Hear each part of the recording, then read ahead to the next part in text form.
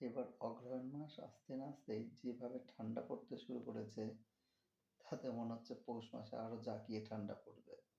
ঠান্ডা পড়লে পরে যেমন মানুষের কষ্ট হয়, তেমন মানুষের আনন্দও হয়।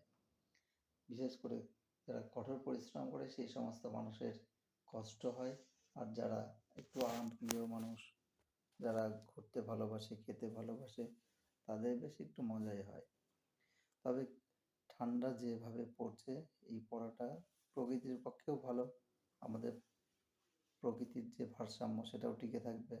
তার সঙ্গে ঠান্ডার যে সমস্ত প্রাণী, তারাও আস্তে আস্তে তাদের নিজের অস্তিত্ব টিকিয়ে রাখার চেষ্টা করতে পারবে। ঠান্ডার মধ্যে থেকে এসে আমার নিজেরও ঠান্ডা লেগে গেছে।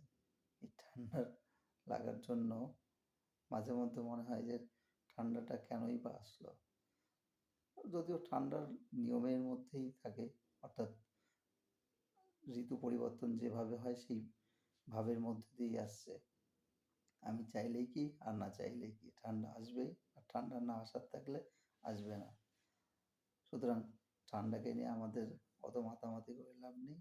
ঠান্ডা আসছে, রাত হয়ে গেছে, এখন খেয়ে দিয়ে লেপের তলায় ঢুকে পড়ো, বেশ মস্তি করো।